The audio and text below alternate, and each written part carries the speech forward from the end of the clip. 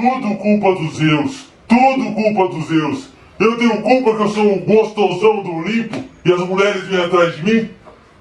Estou cansado dessas coisas. Olha, escutei um sininho de notificação. Oh, é verdade, hoje tem Historiando com o Rodrigo Bastos. Mulher! Eu tô te chamando! Oi! Hoje tem Historiando com o Rodrigo Bastos. Pronto, tô ocupada. Ah, meu Deus, você reclama sempre que eu não faço nada por você. Quando eu te procuro em casa, você tá perdido no Monte Olimpo? Ah, quanto mais a gente faz pra essas mulheres, mais elas reclamam. Ah, vem aqui que esse historiador é bom, mulher. E espero que valha a pena mesmo perder meu tempo. Vem cá. Fala aí, galera histórica, tudo bem com vocês? Eu me chamo Rodrigo Bastos, sou professor de História e hoje estamos aqui com mais um vídeo da nossa série sobre a Grécia Antiga. Hoje vamos falar de uma polis que criou a democracia. Vamos falar de Atenas.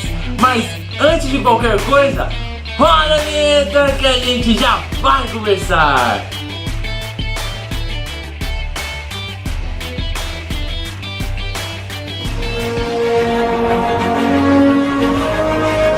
E hoje vamos falar, gente, da polis reconhecida pela criação da democracia, de diversos termos políticos, da filosofia, de grandes pensadores.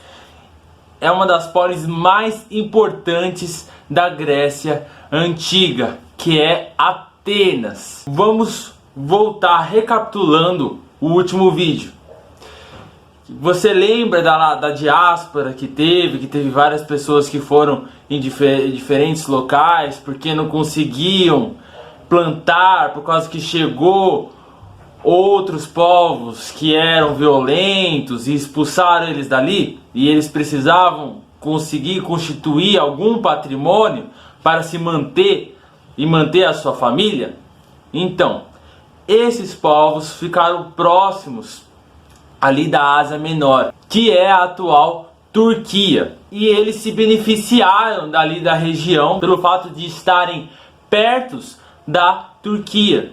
Então eles tinham muito azeite e vinho, produziam demais isso. Então eles conseguiam fazer negócios com algo que não era comum na região do Mar Egeu.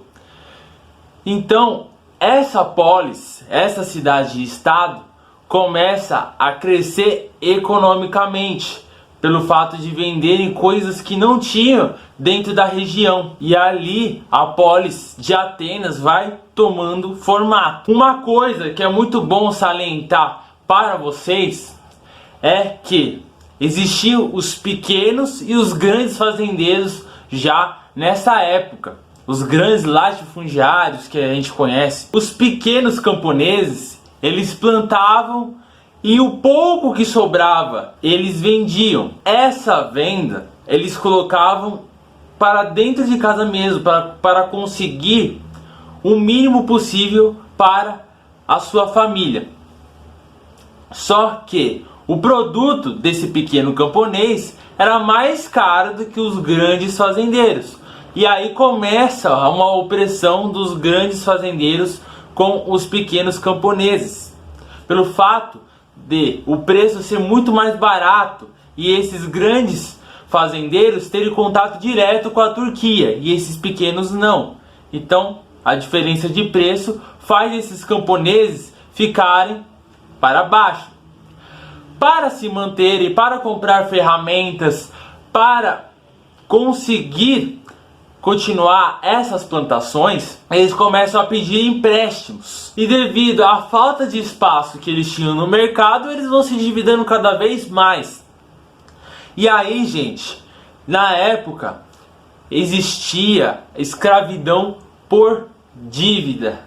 Vocês que reclamam aí que o telemarketing do Serasa fica ligando para vocês, vocês trocam uma ideia no telefone com o pessoal do Serasa. Na época, se você era endividado, se você estava com dívida e não pagava, você virava escravo da pessoa. Mas professor Rodrigo, escravidão não era só para negros, para africanos, como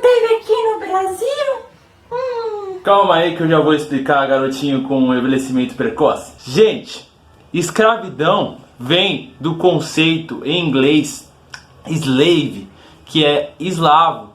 Então os primeiros escravos que existiram no mundo eram brancos de olhos azuis.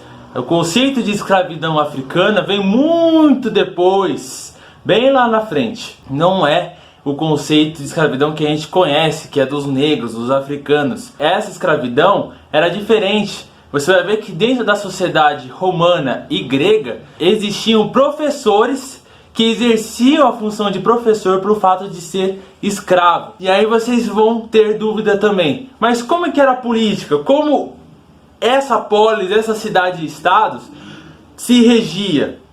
Era uma cidade sem lei? Calma aí, gente. Havia um rei, só que esse rei ficou pouco tempo governando pelo fato do povo achar que ele não representava o povo. Então, os aristocratas da época se unem e derrubam o rei. Esses aristocratas se tornam arcontes. Eram 9 líderes, 9 aristocratas que subiram no poder. Olha só, gente, como o conceito de eleição começa a aparecer. Esses 9 líderes ficariam 10 anos cada um, era um mandato de 10 anos e sempre teria uma eleição, gente. Olha só, a participação popular de colocar os seus governantes no poder. A gente tem que imaginar, pessoal, que ao redor do mundo haviam pessoas acreditando que um líder era escolhido por Deus para governar a sua população. Veja só como Atenas, uma cidade-estado que estava acabando de se formar, já estava avançada no questão de política. Aí o povo, gente, se cansou de os arcontes ter um mandato de 10 anos, começaram a reclamar. Aí houve uma mudança política. Eles mudaram que cada arconte seriam 9 e cada um teria um mandato de 1 ano e seria elegido pelo povo.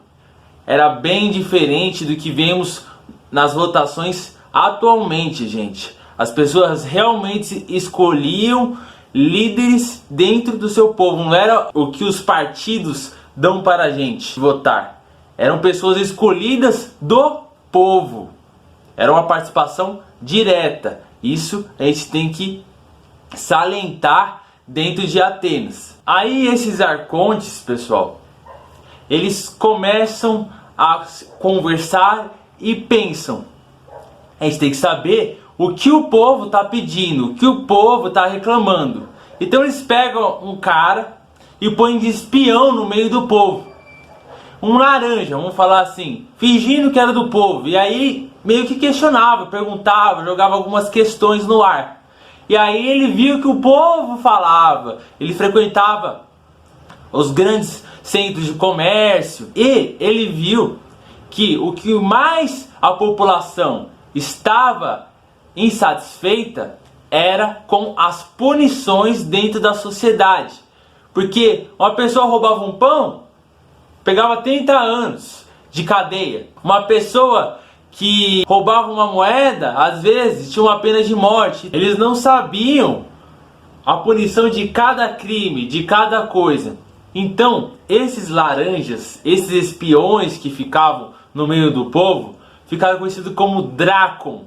E eles ficaram responsáveis por escrever as leis. Então, os arcontes chegavam e falavam, ó, escreve a lei. E pega as leis mais rígidas possíveis. O cara roubou um pão, o cara vai ter pena de morte. O cara assaltou o comércio de tal pessoa, vai ser expulso de Atenas. Então, eles escreveram as leis. Olha só, gente, é o primeiro passo de um poder legislativo. É a primeira representação de leis que a gente vai ter. Olha só essa sociedade, gente, que está sendo criada. Uma sociedade política. As pessoas sendo ouvidas e tendo um legislativo, um norte para seguir do que é certo e do que é errado dentro da sociedade. E vemos com tudo isso, gente, que a noção de o que é justo e o que é injusto vai sendo formado. Porque agora com as leis você tem a justiça, gente. Calma que a gente vai ver o que vai vir daqui pra frente. A história é algo gradual, é algo que vai se desenvolvendo com o tempo. Vocês vão perceber isso na história de Atenas. Mas o que a gente precisa saber é que os atenienses tinham muita fome de mudanças, de mudar, de ser diferente da sociedade mundial da época. Só que essas mudanças, gente, começou a aparecer 27 anos depois dessa criação de leis. Por quê, gente? Veja só, grava esse nome que é muito importante. Vai ser elegido um arconte chamado Solon. Ele é um dos governantes mais importantes que Atenas já teve, porque ele aplicou grandes mudanças dentro da sociedade. A parte da elite, as pessoas o amam. A parte dos camponeses o odeiam. Mas o que a gente tem que saber é que ele teve um papel importantíssimo das mudanças que os atenienses pediam, porque ele fez 4 reformas, e essas 4 reformas vocês vão ver que influencia até os dias de hoje da gente. A primeira mudança, gente, o Solon começou a perceber que a sociedade ateniense haviam muitos escravos, muitos. Então não tinha necessidade de ter mais. Ele acaba com a escravidão por dívida. Mas ele coloca uma observação ali, uma legenda pequenininha na lei: se for ateniense. Então acaba a escravidão por dívida se for ateniense. Se você realmente comprovar, pegar lá o CPF, o RG e mostrar para ele que é ateniense, você não teria mais a escravidão por dívida. Brincadeiras à parte, mas isso foi muito importante, gente. A segunda reforma foi ele criar um tribunal popular. Gente, não existia tribunais para ser julgadas as pessoas dos crimes que as pessoas faziam. As pessoas que transvirgiavam as leis não tinham julgamento. Elas sabiam que existia uma lei e uma punição, mas alguém para julgar se a punição deveria ser máxima, se deveria ser mínima, ter um julgamento, não existia. Então, com um tribunal popular, não haveria apenas um juiz, gente. Haveria também a participação popular de as pessoas verem o caso e também julgarem, ajudar na decisão. Então, participação direta da população no tribunal. Por isso que é tribunal popular. Isso, gente, na época foi uma inovação enriquecedora para a sociedade ateniense. A terceira reforma, gente, foi criar uma assembleia onde as pessoas se reuniam para conversar sobre filosofia, sobre religião, do que eles acreditavam, se existia um ser supremo ou não. Era uma assembleia. E essa assembleia, gente, tem um nome muito interessante que talvez vocês conheçam. O nome é Eclésia. Eclésia, gente, em grego, que hoje foi convertido nos dias de hoje, é igreja, gente. Então veja só, os atenienses criaram a igreja, a Assembleia de Deus, gente, que a gente vê por aí, um monte de Assembleia de Deus. Quem criou a palavra igreja, eclésia, foram os atenienses. É um lugar onde as pessoas se reúnem para conversar sobre filosofia, sobre crenças. Olha só, gente, é inovador, apesar que hoje a gente está cansado de ver isso, mas na época não existia um lugar onde as pessoas se reuniam para conversar sobre suas crenças, daquilo que as pessoas acreditavam. A quarta reforma, pessoal, é a criação da bulé. Lembra que eu falei do Drácon que escrevia as leis? A Bulé, ele colocava agora limite para as pessoas escreverem leis. Seriam 400 pessoas. E essas 400 pessoas que participavam no desenvolvimento das leis deveria ter um requisito para participar da Bulé, que era ter terra. Reforma censitária, gente. O que é censo? É um critério que a pessoa tem que ter para participar.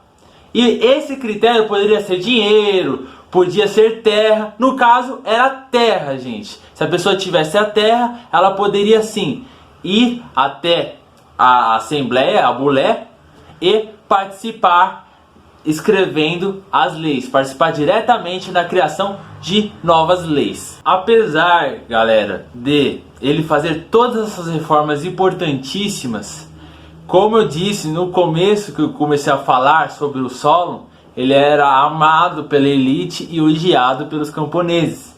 Então o que acontece? Há um golpe e esse golpe tira o Solon do poder. E o nome dessa pessoa que deu o golpe nele chama Pisistrato. Era um líder, um tirano. Gente, o conceito de tirano na época não necessariamente era algo ruim. Às vezes a pessoa falava, nossa, aquela pessoa tem grandes posses, é um tirano da sociedade. Tipo, às vezes era um elogio. Hoje a gente tem a impressão do tirano de ser algo ruim. Mas tirano nada mais e nada menos, a palavra, a etimologia dela é estar acima da lei. Apenas isso. Então era um tirano que o povo amava. O povo amava demais, por ele ser uma representatividade da população. Ele fez várias obras, gente, só que ele morreu. O reinado dele acabou com a morte dele e ele deixou os filhos dele. Só que os filhos dele não tinham o pulso que ele tinha para governar.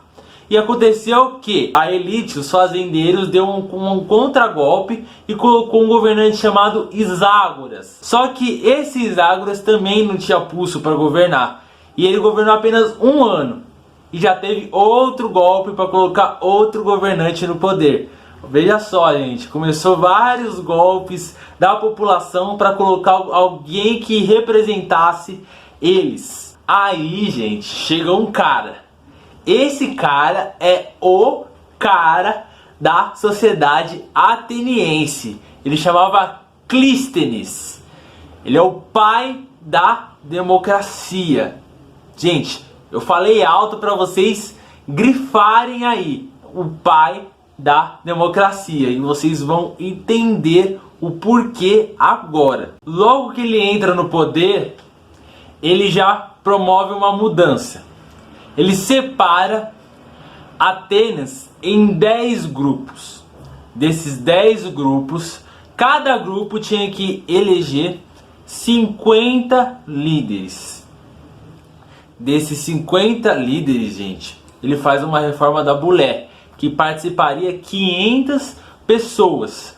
Veja só, 10 grupos, 50 líderes cada um, 50 vezes 10, 500 pessoas. Então essas 500 pessoas, elas participavam diretamente das leis, das criações de leis, de ouvir o que o povo estava precisando e criar leis. Participação direta da população ateniense na criação de novas leis. E lembra que eu falei da eclésia, da assembleia que conversava sobre crença, sobre filosofia, sobre política? Então, essa assembleia ele coloca um número. Antigamente era só você provar que era ateniense, que você participava da sociedade, que você poderia participar ali da assembleia. Agora ele coloca um número. Essa eclésia deveria ter a participação de 6.000 pessoas no máximo. Essas 6.000 pessoas, gente, ficariam incumbidas de conversarem e pensarem. E cada grupo, daqueles 10 grupos que eu conversei com vocês no começo, que ele separou Atenas por 10 grupos, dos 50 líderes que eram elegidos, um líder por grupo seria elegido para serem estrategos. Então veja só, gente, para vocês entenderem, eu vou explicar novamente. Tinha 10 grupos, foram divididos em 10 grupos. Desses 10 grupos, e seriam elegidos por grupo 50 líderes. Esses 50 líderes, 500 participavam na reforma da Bulé. E na Eclésia haveria 6.000 participantes que esporadicamente discutiam eleger um líder por grupo, uma representatividade por grupo. E esse líder eleito seria um estratego. Você já ouviu essa palavra em algum lugar? Conceito de estratégia, em grego, estratégia. Estratégia, sim, gente. Eles criaram a etimologia dessa palavra, estratégia. Esses estrategos, líderes eleitos, eles ouviriam o que as pessoas da Bulé que participavam falavam e o que as pessoas na Eclésia conversavam. E eles bolariam estratégias para colocar em prática. Gente, vê só, poder executivo, gente. Eles colocavam em prática as coisas que a população pedia. Então, gente, veja só, a gente tem um legislativo, a gente tem um judiciário porque tem um tribunal popular, e agora a gente tem um poder executivo. Veja só, gente, eles não tinham nem noção do que esses três poderes um dia iria ter esses nomes. Mas a gente, estudando a forma que eles regiam esses poderes, é exatamente isso: um legislativo, um judiciário e um executivo. Veja só a sociedade ateniense como era avançada em termos de política. E isso dá início à democracia. Demos, em grego, é povo. Cracia é poder. Poder para o povo. Participação do povo. E aí você tem um conceito de cidadão.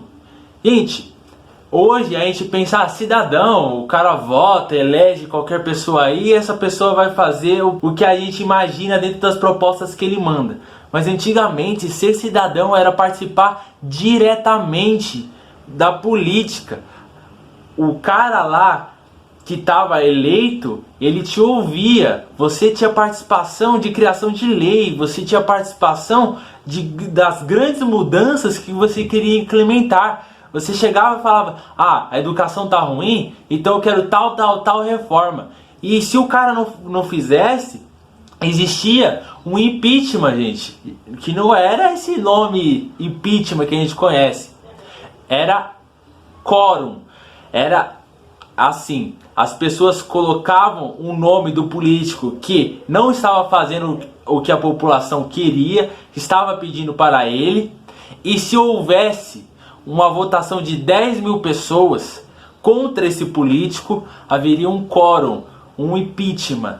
Ele sairia do poder, ele podia até viver em Atenas, com um nome sujo, as pessoas nem olhariam na cara dessa pessoa, mas ele nunca mais participaria do governo, ele ficaria um tempo enorme sem participar de qualquer ação política. 10 anos, gente, 10 anos. Então, veja só, até o conceito de impeachment alguém, tirar alguém do poder, a população tinha. Então, a política de Atenas, a cidadania de Atenas, é totalmente diferente da atual nossa, que é indireta, que os partidos dão políticos pra gente, a gente analisa a proposta, tá, vamos votar nesse. Ou, não vou votar, eu vou votar em branco.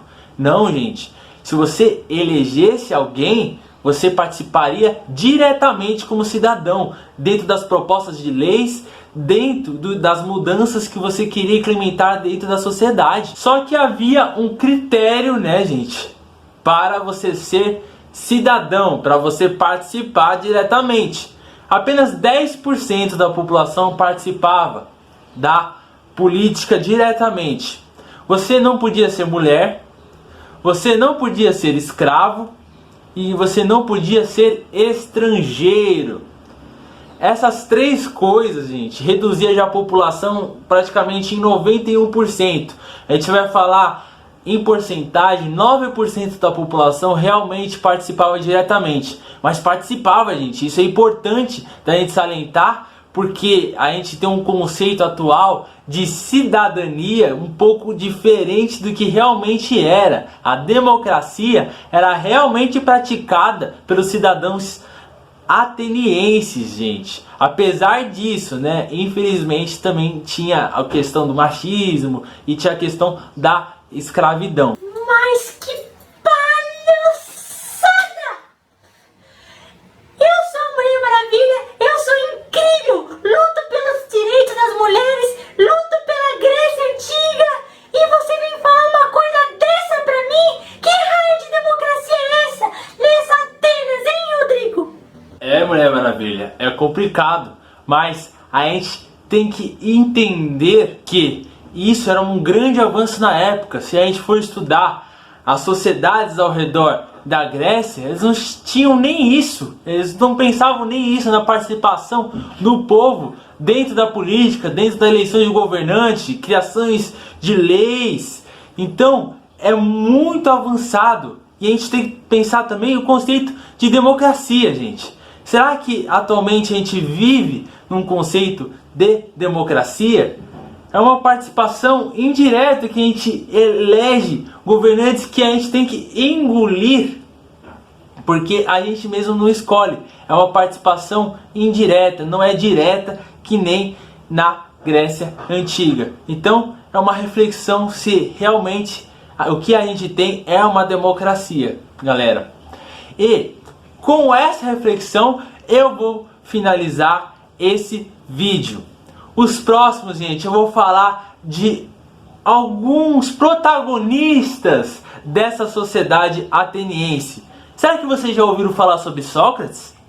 Já ouviram falar sobre Platão, Aristóteles, a teoria da caverna? Já assistiram Matrix, gente? Então, os próximos vídeos vocês não perdem por esperar. A gente vai ter conversas em alto nível dos atenienses. Eu já estou ansioso aqui para gravar esse vídeo com vocês, para a gente aprender juntos sobre esse período grego que é incrível. Falar um pouco sobre a filosofia de Atenas. Gente, se vocês gostaram, deixa seu like aí, fortalece o canal, ajude a divulgar esse conhecimento que é importantíssimo para vocês se conhecerem, se posicionarem dentro da sociedade atual. Se você caiu de paraquedas aqui no canal e gostou do vídeo, se inscreve aqui que você ajuda o canal a crescer e participa dessa família histórica que está crescendo cada vez mais. E eu sou muito grato por cada um de vocês que está aqui comigo assistindo o vídeo. Também tem meu Instagram, galera, Historiador Bastos. Lá os conhecimentos que eu não estou passando aqui no canal, porque eu estou fazendo uns vídeos graduais da história para vocês entenderem o mundo e as formas de políticas, economias que regeram esse mundo. Eu estou passando lá no Instagram, estou fazendo história do Brasil, fazendo enquetes, passando curiosidade para vocês, e algumas ideias que vocês me dão lá no Instagram eu estou trazendo aqui pro YouTube. Então segue lá que você está ajudando o canal também. Então galera, um grande abraço, fiquem em paz e se superem sempre. Estamos juntos e até logo!